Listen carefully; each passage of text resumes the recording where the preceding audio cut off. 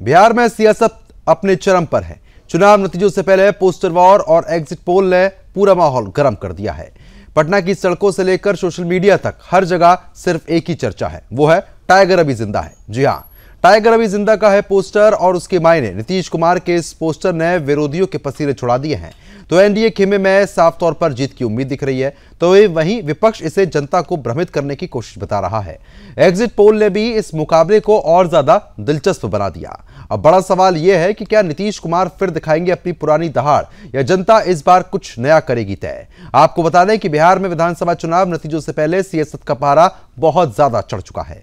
पटना की सड़कों पर इन दिनों चर्चा का सबसे बड़ा मुद्दा है एक पोस्टर जिस पर लिखा है टाइगर अभी जिंदा है। यह पोस्टर जनता दल यूनाइटेड के कार्यालय के बाहर लगाया गया था और इसे मुख्यमंत्री नीतीश कुमार की राजनीतिक ताकत का प्रतीक बताया गया है। एनडीए खेमे में इस पोस्टर ने जोश भर दिया तो विपक्ष इस पर सवाल उठा रहा है।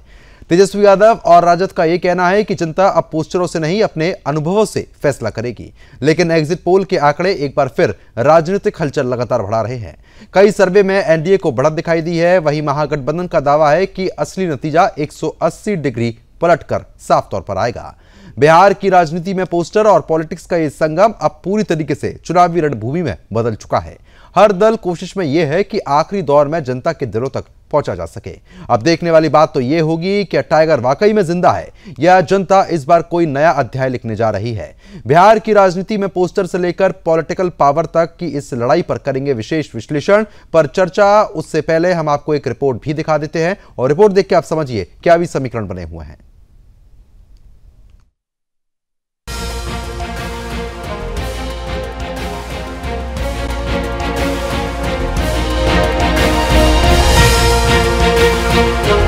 बिहार में सियासी रण गर्म हो चुका है। नतीजे आने से पहले ही पोस्टर वॉर और एग्जिट पोल ने सियासत की तपिश को और ज्यादा बढ़ा दिया है। हर पार्टी अपने अपने दावों के साथ मैदान में है, लेकिन जनता किसे चुनेगी ये तय करेगा 2025 का जनादेश। कहीं टाइगर अभी जिंदा है कि नारों से माहौल गर्म है, तो कहीं गठबंधन की नैया डगमगाने लगी है। सवाल सिर्फ इतना है, क्या जनता इस बार विकास के नाम पर वोट देगी या जातीय समीकरणों का खेल फिर से दोहराया जाएगा।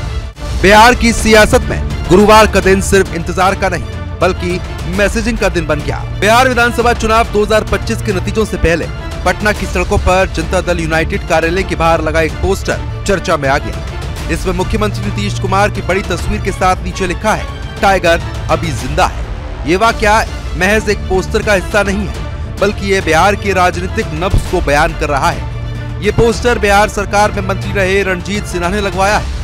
इसके नीचे लिखा है दलित, महादलित, पिछड़ा, अति पिछड़ा, सर्वन, अल्पसंख्यक के संरक्षक टाइगर अभी जिंदा है। बता रहे हैं कि विधानसभा चुनाव शुरू होते ही बिहार में चर्चा हो रही थी कि नीतीश कुमार की तबीयत खराब है। अब ये पोस्टर ये मैसेज दे रहा है कि तबीयत खराब होने पर भी शेर शेर ही रहता है। दूसरी ओर विपक्ष भी पूरी तरीके से आक्रामक मोड में है। राजद नेता तेजस्वी यादव ने कहा कि काउंटिंग स्लो कराने की साजिश है, लेकिन हम हर बूथ पर नजर रखेंगे। तेजस्वी ने ईवीएम और मतगणना प्रक्रिया पर सवाल उठाते हुए दावा किया है कि इस बार जनता बेईमानी नहीं होने देगी। राजनीतिक हलचल के बीच काउंटिंग सेंटरों पर 3 टियर सिक्योरिटी लागू है। ईवीएम और वीवीपैट मशीनों की सुरक्षा के लिए सीआईएसएफ, सीआरपीएफ की तैनाती है। राजधानी पटना में एएन कॉलेज में 14 नवंबर को मतगणना होगी, जो सुबह 8 बजे से पोस्टल बैलेट से शुरू होगी और फिर ईवीएम से वोटों की गिनती की जाएगी। इसी बीच सोशल मीडिया पर टाइगर अभी जिंदा है पोस्टर लगातार ट्रेंड में। जेडीयू के समर्थक इसे नीतीश की कमबैक एनर्जी बता रहे हैं, तो विपक्ष इसे डैमेज कंट्रोल कह रहा है। Bureau report, Sudarshan news.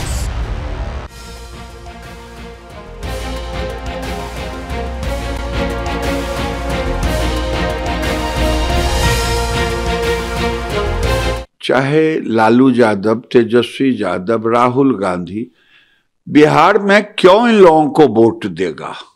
दंगा फैलाने के लिए, हिंदू मुसलमानी करने के लिए, रोहिंग्या को बचाने के लिए, बांग्लादेशी घुसपैठियों को बचाने के लिए। लालू यादव जैसे भ्रष्ट को क्यों वोट देगा जो पूरा परिवार के लिए ही जीवन जिया? किस यादव को मदद किए? न गरीब को मदद किए, न यादव को मदद किए। अराजकता के लिए वोट देगी। इसलिए बिहार की जनता ने विकास के लिए नरेंद्र मोदी और नीतीश कुमार के नेतृत्व में उनके पक्ष में वोट दिया है। और मैं फिर कह रहा हूं, कल निकलेगा 2010 से ज्यादा स्ट्राइक रेट रहेगा। 206 सीट आया था, उससे अधिक आएगा। बिहार की जनता पूरी तरह से आश्वस्त है कि जनता की जीत होगी और महागठबंधन की सरकार बनेगी, तेजस्वी यादव जी मुख्यमंत्री बनेंगे। ये रात, आज की रात एनडीए के लिए भारी है और आज की रात ही विदाई है। कल से नया सवेरा आएगा, नई सरकार आएगा, नौकरी की भरमार वाली सरकार जनता ने चुनी है और वो सरकार बनेगी। कल सारे एग्जिट पोल का एग्जिट हो जाएगा। ये एग्जिट पोल जो भी दिखाए जा रहे हैं पहले भी गलत साबित हुए थे, गलत साबित हुए हैं और कल भी गलत साबित होंगे। ये जनता का एक एक वोट का हिसाब जनता के पास है। एग्जिट पोल तो दिखाया ही जाता है कि साइकोलॉजिकल प्रेशर देने के लिए, तो इसलिए ये सबसे क्या होना है, एग्जैक्ट पोल हमारे पक्ष में है और वो कल दिखेगा एग्जैक्ट पोल, जब जीत की खुशी बिहार की जनता मनाएगी। चल रहा है कि एनडीए सरकार बनाने जा रही है। विभिन्न सूत्रों से जानकारी मिली है, पार्टी का संगठन साथ साथ मतलब न्यूज चैनल समाचार जो आ रही है करके बहुत साफ आ रहा है कि एनडीए सरकार बनाने की स्थिति आ गई है। कल रिजल्ट आने के बाद सरकार बनेगी एनडीए की। वैसे मैं तो लगातार उधर 8 बार जीता हूँ, 9वीं बार चुनाव लड़ने का पार्टी ने मौका दिया था और मैं तो एकदम, हमारा पार्टी का संगठन जो है वो चुनाव लड़ता है। हमारे पार्टी के कार्यकर्ता सारी व्यवस्था देखते हैं जाकर के, और मैं तो पार्टी के अन्य कामों में भी इससे होता है कि भाई कहीं जाना होता है प्रचार में, मैं जाता भी जाकर के हूँ और इत्मीनान रहता हूँ। हमें जनता पर पूरा भरोसा होता है और उसका वजह क्या है कि जनता के रहने का लगातार जो मौका मिलता है, उनके सुख में दुख में और कोई समस्या है, कोई घटना घटी, तो मैं हाजिर रहता हूँ जनता के बीच। तो जनता को हम पर विश्वास जा करके है और जनता के विश्वास पर खरा उतरने का हमेशा प्रयास करते हैं जाकर के। उसी का परिणाम है कि 8 बार जनता ने आशीर्वाद दिया है। ये नैरो एज नहीं होगा, ये बड़ा फासला है। 2010 के नतीजों के करीब या उससे बेहतर हम लोगों के प्रदर्शन के होने की पूरी संभावना है। देखिए, ये लगभग 1.5 दर्जन सर्वे एजेंसीज के रुझान आ चुके हैं। लब्बो-लुबाब ज्यादातर एजेंसीज के रुझानों का यही है कि एक बार फिर एनडीए सरकार का बनना तय है। ये रुझान एक संकेत देते हैं कि एनडीए को बढ़त है, लेकिन जो हमारे विश्वास का आधार है वो पार्टी कार्यकर्ताओं का जो फीडबैक है, जो बूथों पर काम कर रहे थे, एनडीए के साथी दलों के कार्यकर्ताओं का फीडबैक है, जो अपने अपने क्षेत्रों में एक दूसरे घटक दलों के उम्मीदवारों के लिए काम कर रहे थे। तो पूरी तस्वीर स्पष्ट है। एक विराट और अभूतपूर्व जनादेश, अविस्मरणीय जनादेश बिहार की जनता ने नीतीश कुमार जी को दे दिया है। उनका आशीर्वाद नीतीश कुमार जी के नेतृत्व में एनडीए की सरकार को मिल चुका है।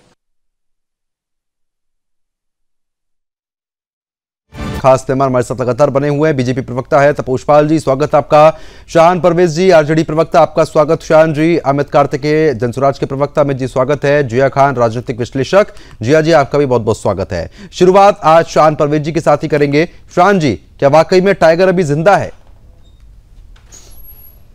विमन जी, हम लोग तो इस बात की चर्चा कर ही रहे हैं कि धर्मेंद्र अभी जिंदा है, और कल कोई खबर चला दिया था कि धर्मेंद्र जी जैसे महान कलाकार की झूठी खबर चल गई कि वो नहीं रहे इस दुनिया में, और उसके बाद फिर उस खबर को खंडन किया गया और बताया गया कि नहीं, धर्मेंद्र अभी जिंदा है।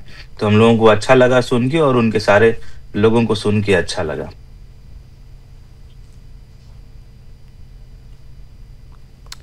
मैं आपसे ये पूछ रहा हूं कि वाकई में टाइगर जिस तरीके से आगे बढ़ रहा है वो जिंदा है और सही तरीके से चल रहा है? क्या वापसी होने वाली है टाइगर की? पोस्टर तो लग ही रहा है ना। मैं समझ ही नहीं पा रहा हूँ। मैं धर्मेंद्र जी का चर्चा हुआ कि उनकी आकस्मिक मृत्यु हो गई और उसको स्वास्थ्य कारणों से उनका सब ठीक नहीं चल रहा था। फिर बाद में उसका खंडन हो गया और हम लोगों को भी अच्छा लगा क्योंकि एक महान कलाकार हैं, काफी लोगों ने उन्होंने इंस्पायर किया है। और बाकी अभी आप किसकी चर्चा कर रहे हैं, कौन जिंदा है, इसकी चर्चा तो अभी हम लोगों तक नहीं पहुंची है। और जैसे ऐसी कोई चर्चा पहुंचेगी तो हम लोग उसका जवाब देंगे। और हम लोगों को ये लगता था कि नीतीश कुमार जी का केवल स्वास्थ्य खराब है, मगर अभी तो उनके जिंदा रहने और मरने पे भी लोग सवाल खड़ा कर रहे हैं, उन्हीं की पार्टी के लोग खड़ा कर रहे हैं। तो अभी इसकी पूरी जानकारी हम लोगों तक नहीं पहुंची, आप तक अभी जानकारी पहुंच नहीं पाई है। ठीक है तपोज जी, अभी तक जब मैंने सवाल ये पूछा, प्रद्युमन जी, हम लोगों तक नहीं पहुंची। हम लोग ये मान रहे थे कि स्वास्थ्य कारणों से तो बीमार रह रहे हैं। वो टाइगर अभी जिंदा का जो पोस्टर था, अगर उसकी जानकारी आप तक नहीं पहुंच पाई तो सोचिए आरजेडी कितना भी पीछे चल रही है। तपोज जी, मैं आपसे समझना चाहूंगा, मैं जिक्र यहाँ पर नीतीश कुमार जी का कर रहा था, लेकिन आरजेडी वाले लोगों को अभी धर्मेंद्र जी की याद आ रही है। क्या स्थिति बन रही है? कल नतीजे और आज ये जवाब। देखिए, टाइगर सिर्फ पोस्टरों में नहीं है, जनता की दहाड़ है। ये बिहार की जनता ने ये बता दिया है कि शेर नीतीश कुमार जी हैं और विकास बिहार की जो हो रही है उसकी कोई तोड़ नहीं है। और ये सारी चीजें लाइव दिख रही हैं। तो ये कहने का तात्पर्य है, देखिए राजनीति फोटो से नहीं चलती है, फील्ड से चलती है। और जो लोग अलविदा चाचा बोल रहे हैं वो कल नीतीश जी की जय हो इस तरीके का नारा ये बुलंद करेंगे। देखिए, टाइगर माइक से नहीं मैदान में दहाड़ते हैं और टाइगर कल ईवीएम में भी दहाड़ेंगे। और इनकी जो दहाड़ है वो सुन भी नहीं पाएंगे। आज तो उनको समझ में नहीं आ रहा, कल ये सुन भी नहीं पाएंगे।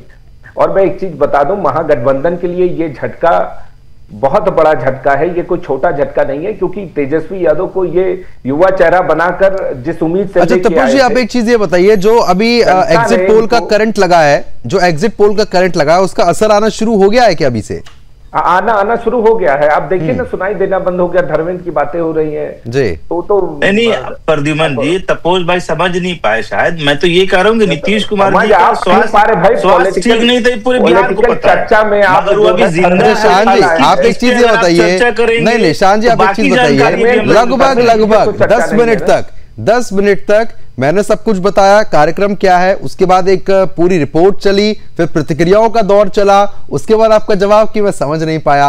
ये बड़ा मतलब आज अजीब से तेवर लग रहे हैं आपके थोड़े से। जिंदा है आप ये सवाल पूछ रहे हैं? हम लोग तो स्वास्थ्य कारण से जानते हैं उनको कि उनका स्वास्थ्य लगा है, ये उस पर कार्यक्रम है। से आप कह रहे हैं कि वो जिंदा है, तो ये तो सवाल खड़ा हो गया ना कि वो जिंदा है। मैं सवाल खड़ा नहीं कर रहा हूँ, मैं सवाल खड़ा नहीं कर रहा हूँ, मैं जो पोस्टर है मैं उसका जिक्र कर रहा हूँ, जो पोस्टर लगाया गया है। आदमी के बारे में ये बताना पड़ रहा है कि वो अभी जिंदा है, तो उसके मरने की संशय कहीं ना कहीं पैदा हुई होगी। ठीक है, जब उसके मरने पे किसी जेडीयू प्रवक्ता लगातार बने हैं अविनाश पासवान जी, नहीं पता। ठीक है अविनाश जी बताइए। बीमार चल रहे थे और ये भाई साहब कह रहे हैं कि वो शेर दहाड़ रहा है और नीतीश कुमार जी शेर हैं, तो इनके पार्टी के जो दो गुजरात से आ रहे थे वो गीदड़ थे। अविनाश जी बताइए। शेर के नाम पे हो रहे थे तो गीदड़ पीछे पीछे घूम रहे थे। सर अब आप सुन लीजिए, आपसे पूछा जा रहा था तो बोल नहीं रहे थे, आप सुन लीजिए। मैं ये कह रहा हूँ कि जैसा कि माननीय प्रवक्ता बीजेपी ने कहा कि माननीय मुख्यमंत्री श्री नीतीश कुमार जी जनता के दिलों में बसते हैं, और इसीलिए मैं आपको बताऊं जिस तरीके से बम्पर वोटिंग हुई है और सबसे ज्यादा महिलाओं ने जिस तरीके से बढ़ चढ़ के वोटिंग की है, बिल्कुल मैं आपको बता दूं जो सत्ता है वो वापस माननीय मुख्यमंत्री श्री नीतीश कुमार जी के हाथों में आ रही है। और जिस तरीके से हमने विकास का डायरेक्ट शुरू किया है बिहार में 2005 से, उसको कंटिन्यू करने के लिए मैंडेट मिला है हम लोगों को। जितने भी एग्जिट पोल है, देखिए मैं उसको ब्लाइंडली बिलीव नहीं करूंगा, लेकिन जिस तरीके की रिपोर्ट हमारे पार्टी के कार्यकर्ताओं से ग्राउंड रिपोर्ट आ रही है, बाकी के जो एनडीए गठबंधन के जो हमारे घटक दल हैं उनके कार्यकर्ताओं से जो हमें रिपोर्ट मिल रही है लगातार, आप ये समझिए कि बिहार का जो शेर है वो जिंदा है। जिंदा क्या, और वो सदियों तक, अनंत काल तक जिंदा रहेगा। नीतीश कुमार जी अब लेकिन शाहन जी कहाँ इस बात को मान रहे हैं? शाहन जी कह रहे हैं हम तो स्वास्थ्य की सोच रहे थे। नहीं, शाहन जी तो कह रहे हैं हम स्वास्थ्य की सोच रहे थे, जिंदा होने का तो जिक्र ही नहीं कर रहे वो। उनकी पीड़ा आप भी समझते हैं और मैं भी समझता हूँ और बिहार की जनता समझती है। तो मरने पर चर्चा किसने पैदा किया? उनकी पीड़ा जो है ना, मैं आपको बताऊं, सवाल खड़ा कर रहे थे उनकी। शाहन जी, राजनीति में थोड़े तंज भी चलते हैं ना। जब उसमें पोस्टर पर लिखा हुआ है कि टाइगर अभी जिंदा है, यानी कि ये बताया जा रहा है कि वापसी तय है और टाइगर टाइगर है, यानी कि शेर शेर था और है और रहेगा। इस प्रकार की संशय पैदा कर रहे हैं भाई कि वो नहीं रहे या हैं, और ये हैं ये बताना पड़ रहा है कि अभी भी हैं, ही इज स्टिल अलाइव, ये बताना पड़ रहा है पोस्टर लगाकर। तो माननीय मुख्यमंत्री जी के अपने ही लोग, उनके अपने आस्तीन में सांप है। ठीक है, लेकिन एक चीज आप ये भी बताइए शाहन जी, मैं एक चीज आपसे बहुत सीरियसली समझना चाह रहा हूं। आपने एग्जिट पोल लगातार देखे होंगे, कल भी चर्चा हुई, आज भी चर्चा हो रही है सुबह से, और लगातार हर टीवी चैनल पर अपर एग्जिट पोल का सिलसिला चल ही रहा है, जो अपनी रिपोर्ट सामने पेश कर रहे हैं। उसमें कहीं ना कहीं एनडीए को बढ़त मिलती हुई नजर आ रही है। दूसरी तरफ अभी आपने सुना भी होगा, गिरिराज सिंह जी कह रहे थे कि भाई इन लोगों को कौन वोट देगा, ये लोग दंगा भड़काने वाले लोग हैं, स्थिति में खराब होती हुई नजर आ रही है और वापसी हमारी तय है। तो क्या आप समीकरण समझ रहे हैं अभी? देखिए प्रद्युमन जी, जो व्यक्ति पिछले 30-40 साल से कभी मंत्री और सांसद के आगे अपने आप को नहीं बढ़ा पाया, और एक 32, 33, 34 साल का लड़का अपने आप को मुख्यमंत्री का चेहरा डिक्लेयर करके पूरे बिहार की भीड़ को इकट्ठा करके बैठा है, आप उस पर सवाल खड़ा कर रहे हैं कि आपको वोट कौन देगा। मैं गिरिराज सिंह जी से इतना ही पूछना चाहता हूं कि अगर आप इतना ही पॉपुलर हैं तो भारतीय जनता पार्टी को आपको मुख्यमंत्री का चेहरा बना के चुनाव लड़ना चाहिए था। तो आप तो खुद दूसरे के चेहरे पे चुनाव लड़ने को मोहताज हैं, आपके पास अपना नेतृत्व नहीं है, नेता नहीं है, और दूसरे दल में तेजस्वी यादव को भी तो यही कहा जाता है कि भाई लालू जी के बेटे हैं, कहा तो ये भी जाता है ना, टैग तो ये लगा हुआ है कि लालू जी के बेटे हैं, इसलिए सीधा मुख्यमंत्री के लिए चेहरे की दावेदारी ठोक दी है। लालू जी के अगर बेटे नहीं होते तेजस्वी यादव, तो आपको लगता है कि मुख्यमंत्री पद के दावेदार हो जाते? मैं ये कह रहा हूँ ना, अब आप अमेरिका में पैदा होते तो यहाँ एंकरिंग नहीं कर रहे होते। मैं सीधा अमेरिका नहीं, अगर अमेरिका में मैं पैदा होता तो अमेरिका में कुछ कर रहा होता। अब इसका मतलब ये थोड़ा ना कि अमेरिका का मैं ट्रम्प बन जाता। अब अमेरिका में अगर पैदा होना और अमेरिका का ट्रम्प बनने में बहुत फर्क होता है शाहन जी। ट्रम्प ऐसे हर कोई नहीं बन जाता। शाहन परवेज जिस तरीके से बात का जिक्र कर रहे थे उस पर भी हम दोबारा लौटेंगे, लेकिन अमित कार्तिक लगातार बने हुआ। अमित जी, मेरी आवाज पहुंच पा रही है?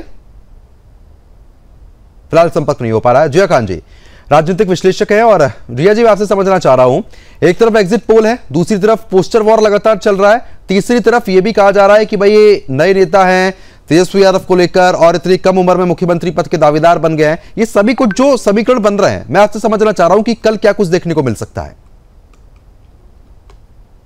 सबसे पहले बहुत बहुत शुक्रिया मुझे इस चर्चा में शामिल करने के लिए, और सभी बुद्धिमान पैनलिस्ट को गुड इवनिंग एंड जय हिंद। शर्मा साहब, बिहार की राजनीति सिर्फ वोटों का जोड़ नहीं, भरोसे का गणित है, और कल यह तय होने वाला है कि किसके पास भरोसा बचा है और किसके पास सिर्फ गठबंधन का बोझ। लेकिन इस बार का जो चुनाव है वो कई मायनों में अलग है। बिहार में इस बार जाति नहीं चेतना बोल रही है, लोग रोटी रोजगार और सम्मान का हिसाब भी मांग रहे हैं।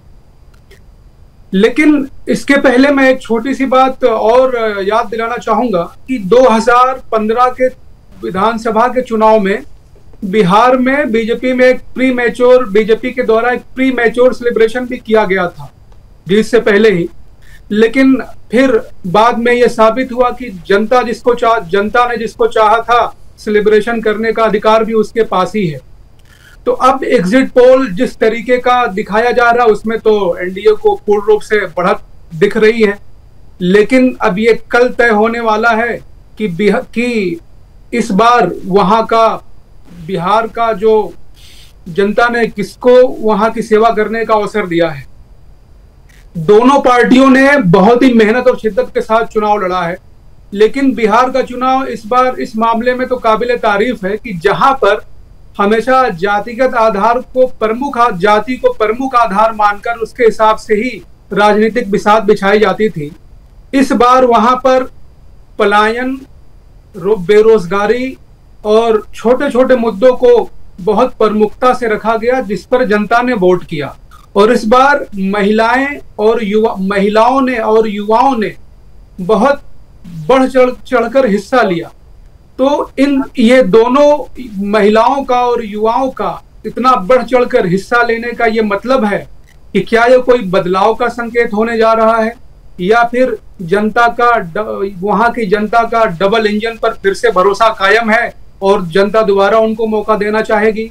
लेकिन शर्मा साहब, इस बार जो नीतीश कुमार जी की और बिहार की जो पॉलिटिकल कंडीशन है वो थोड़ी मुख्तलिफ है, क्योंकि बीजेपी तो पूर्ण बहुमत की सरकार में है, इसमें कोई शक शुबा नहीं है, लेकिन नीतीश कुमार जी का जो कद है वो इस बार काफी मजबूत है। और अगर जब वहां की जनता को ये भी उम्मीद है कि अगर वहां जनता इस बार एनडीए की वापसी होती है तो बिहार में शायद विकास का एक नया दौर दिखे और जो जनता की ख्वाहिश है उस पर अमल किया जाए। का टाइगर को लेकर वो लगातार अब जारी है। खास मेहमान हमारे साथ बने हुए हैं अमित कार्तिक जी, क्योंकि एक तरफ तो टाइगर जिंदा होने की बात यहां पर लगातार कही जा रही है, वापसी का तमाम दावा यहां पर एनडीए करता हुआ नजर आ रहा है, लेकिन जनसुराज कहां अपने आप किस पायदान पर अपने आप को पा रही है? जनसुराज ने पहले भी कहा था कि या तो हम अर्श पे रहेंगे या तो फर्श पे रहेंगे। और दूसरी स्थिति है कि इस एग्जिट पोल को या तो जीरो पे रहेंगे या आप सरकार बना लेंगे, सीधा ये समझ लें। हाँ, ये एग्जिट पोल जो है वो पहले ही कहा था कि जब ये लोग ये नहीं बता पाते हैं कि कितना प्रतिशत मत हो रहा, वोट हो रहा है, जब तक इलेक्शन कमीशन उसका डेटा नहीं देती, तो ये कैसे बता पा रहे हैं इन लोगों कि किसने किसको मत दिया है। ये एक प्रश्न चिन्ह खड़ा होता है यहाँ पे, और उसी के आधार पे कल नतीजे निश्चित ही जनसुराज के पक्ष में होंगे। लोकसभा चुनाव में भी यही हुआ था, शेयर मार्केट 20% गिर गए थे और अंत में जो स्थिति बनी उहापोह की वो देखा गया। तो एग्जिट पोल अपने लगभग जनसुराज कितनी सीटें निकाल लेगी, लगभग कितनी सीटों का अंदाजा आप लगा पा रहे हैं? लगभग 30 से 40 सीटें जनसुराज की होंगे। 20 से 40 सीटें, यह आंकड़ा थोड़ा आपको बड़ा नहीं लगता है मौजूदा समीकरण के हिसाब से? जो प्रश्न हमने खड़े किए थे जनता के सामने, जो हमने ब्लूप्रिंट रखा था जनता के सामने, और जनता जैसे गोलबंद हुई थी, उस आधार पे तो निश्चित इतना तय होता है। ठीक है सपोज जी, अब मुझे ऐसा थोड़ा हसीन सपने से मैं अभी सजा रहा था कि अगर मैं भी अमेरिका में पैदा होता तो शायद मैं भी जहां पे आज राष्ट्रपति ट्रंप बैठे वहां पर बैठ सकता था, व्हाइट हाउस में जा सकता था। ऐसा हो सकता है क्या?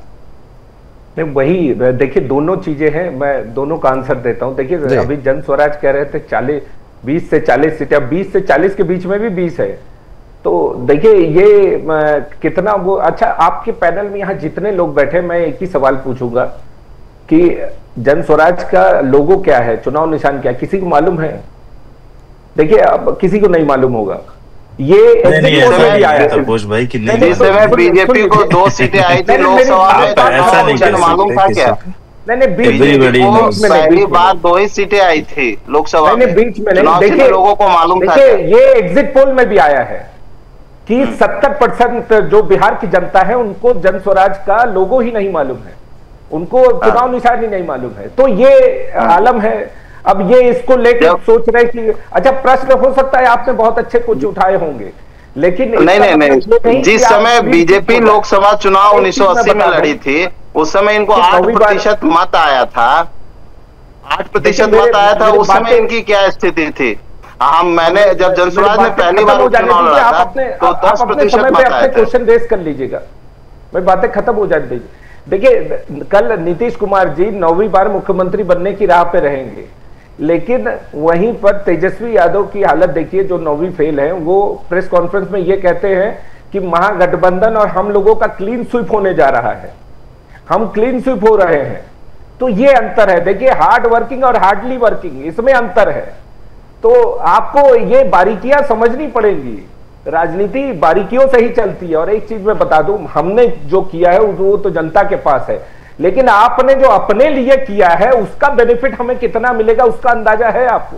मैं 2-3 चीजें गिना देता हूं। देखिए 12 सीटों पे महागठबंधन खुद चुनाव लड़ रही है, आपस में फाइट कर रही है, और उनका जो है उसको फ्रेंडली फाइट ये कहते हैं।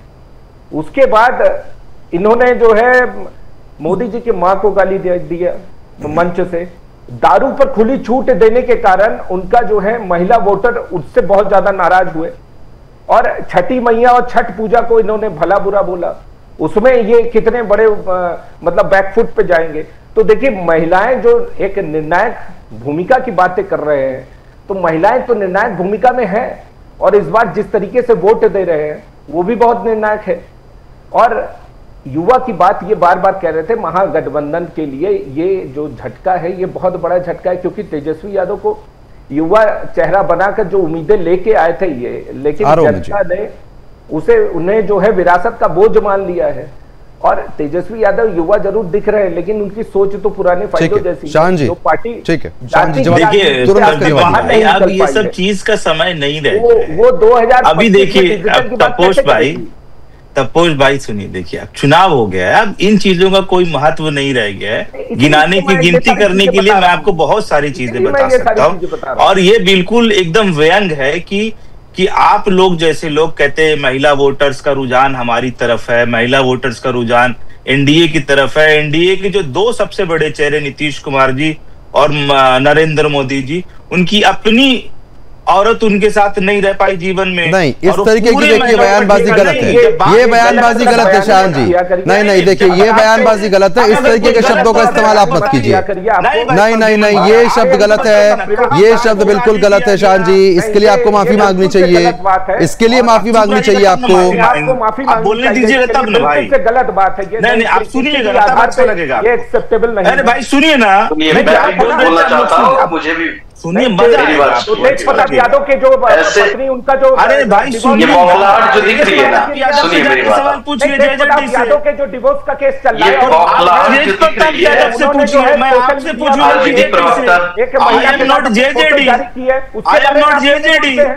नहीं शान जी, जब किसी और पे पत्थर नहीं आप पत्थर फेंकेंगे तो कीचड़ अपने आप पे भी आती है। अब देखिए, वही तपोष जी ने सवाल उठा दिया, तपोष जी ने भी वही सवाल उठा दिया, इस चीज के लिए आपको माफी मांगनी चाहिए शान जी। आप जेजेडी से पूछिए, जनता दल से पूछिए, मैं पूछूंगा अविनाश जी, आ रहा हूँ।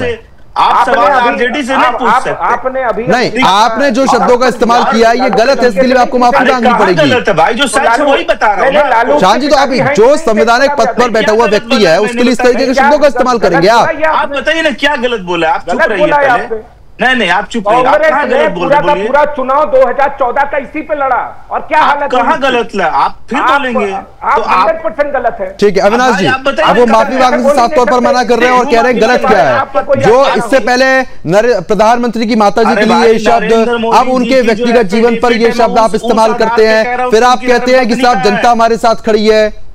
शान जी, ये बौखलाहट क्यों आप लोग दिखाते हैं? महिला कल्याण की बात करेंगे, जनता समझती है और जनता बहुत ही बुद्धिमान है। आपकी धर्मपत्नी पे जो बौखलाहट है, आप बताइए कहाँ है? ये एक इंडिकेशन है, ये संकेत परिवार पे सवाल खड़ा करेंगे, को भी पता है कि ये लोग हारने वाले हैं, सवाल खड़ा करेंगे। यार सुनिए, वापस ये विपक्ष में ही रहने वाले हैं। सुनिए आप विपक्ष में रहने वाले, उसी की तैयारी में जो चर्चा इस तरीके से आप लोग प्रद्युमन जी एक एक करके बात करेंगे, एक एक करके बात करते हैं, करके बोलने का मौका एक एक करके बात करते हैं। पहले बोलेंगे, उसके बाद आगे वो बात। मैंने बोला अगर किसी को आपत्ति है तो चुनावी हलफनामे के अनुसार मैं बात कर रहा हूं कि नरेंद्र मोदी जी की धर्मपत्नी कहाँ है। आप बता दीजिए, क्लियरिफिकेशन दे दीजिए, जिसको पूरा लग रहा है पूरा। एक शब्द ये कि धर्मपत्नी कहाँ है, और जो आपने शब्द बोले उसमें जमीन और आसमान का फर्क है। मैंने बोला कि आपके साथ नहीं है, ये नहीं बोला आपने। अगर आप ये बोलते तो मैं इस पे आपत्ति उठाता ही नहीं। आपने क्या शब्द बोले तपोष जी ने भी सुने और सारे मेहमानों ने सुने हैं। आप इस तरीके के शब्दों का इस्तेमाल करेंगे, फिर आप कह रहे हैं मैंने क्या गलत बोला? मैंने बोला अपनी धर्मपत्नी को, ये आपने नहीं बोला है। आरजेडी प्रवक्ता शान परवेज जी, आप इस तरीके के शब्दों का इस्तेमाल करते हुए शोभा नहीं देते हैं। आपके पास कोई डेटा है कि नीतीश कुमार जी की धर्मपत्नी उनके साथ रही? क्या कोई डेटा है कि नरेंद्र मोदी जी की धर्मपत्नी उनके साथ उनका व्यक्तिगत जीवन है, उनके व्यक्तिगत जीवन से राजनीतिक जीवन का क्या मतलब है? आप ये बताइए ना, व्यक्तिगत जीवन और राजनीतिक जीवन से क्या मतलब है इन सब चीजों का? जनता आपको व्यक्तिगत जीवन पर चुनाव वोट देगी क्या? हम लोग अपने पार्टी के रिस्पॉन्सिबल स्पोक्स पर्सन हैं, हमारा दायित्व बनता है, एटिकेट्स है, इन सब चीजों का क्या मतलब है?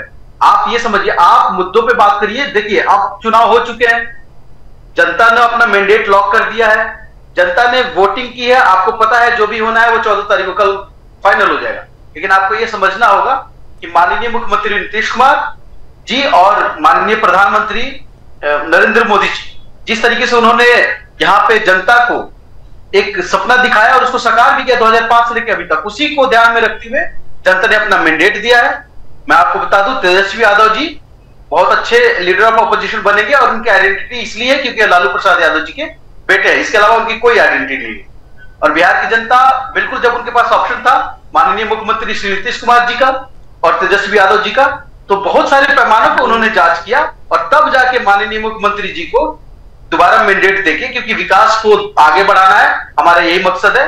और हमारा ये मकसद है कि बिहार को एक डेवलप्ड स्टेट के तौर पे इंडस्ट्रियलाइज 2025 से 30 बिहार को एक इंडस्ट्रियलाइज स्टेट बनाना है। बाकी के जितने भी मूलभूत संरचनाएं थी वो हमने तैयार कर दी हैं। अब आगे का जो समय आने वाला है वो बिहार को, जो लोग समझते हैं ना कि बिहार एक इंडस्ट्रियलाइज स्टेट नहीं बन सकता, बिहार की अपनी कैपेसिटी है, अपनी पोटेंशियल है और इसी को ये सब चर्चा देखिए बिहार खत्म हो गया, चुनावी भाषण खत्म कीजिए। आप मेरा चैनल दूसरा लगा दिए थे, उधर से दूसरा आवाज आ रहा था, तो बात को समझिए कि चुनाव हो गया, बिहार की जनता ने अपना मैंडेट पेटी में पैक कर दिया। मैं भी यही कह रहा हूं, मैंडेट खुलना शुरू हो जाएगा और अचेत आवाज मैं आपसे एक चीज समझना चाह रहा हूँ, कहना पड़ रहा है भाई कि जिंदा है, तो ये मुझे अच्छा नहीं लगा। प्रद्युमन जी, ये मुझे अच्छा नहीं लगा, ये मुझे आपत्ति है इस सब चीज पे कि नीतीश कुमार जी हमारे गृह जिला के हैं भाई, और उनके बारे में ऐसा पोस्टर लगाता है कि वो अभी जिंदा है। अरे आप उन्हीं के बारे में व्यक्तिगत जीवन पर टिप्पणी कर रहे हैं, फिर आप कह रहे हैं मुझे पोस्टर लगा तो अब अच्छा नहीं लगा। ये डबल माइंडेड बातें हैं। तो पोस्ट जी, मैं आपके पास आना चाह रहा हूं था बहुत देर से कि एक बड़ा सवाल ये खड़ा हो जाता है कि अक्सर मैंने देखा है डिबेटों में, खास तौर पर आरजेडी प्रवक्ता शान परवेज इससे पहले लगातार मेरे साथ जुड़े हैं, कहीं ना कहीं जो उनके तेवर होते थे वो बुलंदी को छूते थे और बड़ी प्राथमिकता के साथ अपनी बात रखते थे। लेकिन आज उनका चेहरा भी थोड़ा सा असमंजस में है, थोड़ी नरमी भी है उनकी आवाज में, थोड़ा समझ नहीं आ रहा, मुझे कुछ बहकी बहकी बातें भी कर रहे हैं। आज हो क्या रहा है? आज गजनी बन रही नहीं समझ में नहीं आ रहा है। मतलब प्रद्युमन जी, मैं आपको बता देता हूं, मुझे ऐसा लग रहा है शान जी आप समझ चुके हैं कल क्या होने वाला है। Memory loss. नहीं, देखिए दो तीन चीजें। देखिए, चुनावी भाषण का समय खत्म हो गया, मैं आपको बहुत सीरियस बात बता रहा हूँ। अब मैंने ये किया, मैंने वो किया, इसका चर्चा करने का समय नहीं। चुनाव था, अपनी अपनी पार्टी का पक्ष रखे लोग, तपोज भाई भी रखे, सब लोग रखे, और रखने का दायित्व भी था सबका। अब जब जनता ने मैंडेट पैक कर दिया है, कल खुलना है, तो हमें आपत्ति देखिए इस बात की कि अब एक आदमी पोस्टर लाए कह रहा है कि टाइगर जिंदा है। भाई तो टाइगर जिंदा है, इसका मतलब है कि जो सब टाइगर की बात नहीं हो रही है, टाइगर की बात हो रही है, टाइगर की बात हो रही है, नाउन की बात नहीं हो रही है। नहीं, मैं नाउन की बात ही दिखा रहा हूँ। आप देखिए, मैं तो बस प्रोनाउन की बात कर रहा हूँ। देखिए ना, बता रहा हूँ मैं आपको। अब देखिए ना, टाइगर जिंदा है। तपोज भाई आप बहुत पढ़े लिखे आदमी हैं। मैं खत्म किया, जिनकी क्षमता थी जंगल राज खत्म, और जंगल में शेर दहाड़ता है, तो वो शेर की बात भी मैं गिदड़ पे भी आ जाऊंगा। की बात की जा रही है कि जंगल शेर की बात होगी तो मैं गिदड़ पे भी आऊंगा। जंगल राज को वापस नहीं आने देंगे, ये क्षमता है। ठीक। अभी मैं ये कह रहा हूँ कि जैसे ही आप तपोज भाई, आप तो एकदम पढ़े लिखे प्रवक्ता है, अब पढ़े लिखे प्रवक्ता है तो आपको भी समझ में आना चाहिए कि जैसे ही किसी ने कह दिया कि अभी जिंदा है, चाहे वो नॉन कुछ भी लगा दीजिए, टाइगर की जगह बकरी लगा दीजिए, जैसी सोच है, या टाइगर की जगह मेंढक लगा दीजिए। जान जी, थोड़ी देर पहले आपकी हमने सोच देखी थी, थोड़ी देर पहले आपकी हमने सोच देखी, आपकी पार्टी की सोच देखी है, उसके बाद अब कहां शेर बकरी की तरफ तक पहुंच जाते हैं। प्रद्युमन भाई, आप देखिए बात आप सुनना नहीं चाह रहे हैं। हमको अच्छा इस बात से नहीं लग रहा है कि नीतीश कुमार जी के बारे में, अरे मुझे अच्छा इस बात से नहीं लग रहा है कि आपकी आवाज में इतनी नरमी क्यों आ गई है। आज अभी तो नतीजे भी नहीं आए, इतनी नरमी क्यों आ रही है आपकी आवाज में। आपने जो लगाया है स्क्रीन पे कि बिहार का टाइगर कौन, ये एक अच्छा शब्द है। आप इसको लगाते हैं कि बिहार का टाइगर कौन। कल चुनाव है, कल तय हो जाएगा कि बिहार का बॉस कौन, बिहार का। तपोज भाई सुनिए ना, आपको मैं टाइम दूंगा, बहुत बात अच्छा लगता है आपका सुनने में। उन्होंने प्रश्न तो मुझे से पूछा था। अरे नहीं, मैं अभी बोल ही नहीं पाया। ठीक है, जिया खान जी से आखिरी प्रतिक्रिया बहुत छोटी सी। जिया जी, अब जो बयानबाजी आप सुन रहे हैं, क्या समझ रहे हैं? आरजेडी की बौखलाहट है ये? नहीं, बौखलाहट कभी, अब मैं रिलैक्स हूं, मेरे को नहीं, बहुत छोटी सी प्रतिक्रिया जिया जी से। जिया जी, पर्सनल जो परिवार की और इधर उधर की बातें हुई हैं, किसके साथ कौन है कौन नहीं है, लेकिन नीतीश कुमार जी के साथ पूरे बिहार की जनता है और ऑनरेबल प्राइम मिनिस्टर साहब के साथ पूरे भारत की पूरी जनता है। तो इसमें वो कौन है कौन नहीं, इससे कोई लेना देना नहीं है। और जो उपमा दी गई है उनकी, तो यकीनन उन्होंने उस लायक काम किया है कि उनको टाइगर कहा गया। और इसका मतलब यह है कि वो फिर से एक्टिव होकर आएंगे, अगर उनको मौका मिलता है वो और बुलंदियों पर ले जाएंगे। ठीक है, चलिए ठीक है, आप सभी का बहुत बहुत शुक्रिया हमारे साथ जुड़ने के लिए, इस मुद्दे पर विस्तार पूर्वक चर्चा करने के लिए। तो फिलहाल अब से कुछ ही घंटों का इंतजार बाकी रह गया है, उसके बाद स्थिति जो है वो साफ होती हुई नजर आएगी और यह समझ में आएगा कि बिहार की जनता किसके पक्ष में जाने के लिए तैयार बैठी है। अभी के लिए सिर्फ इतना ही, नमस्कार।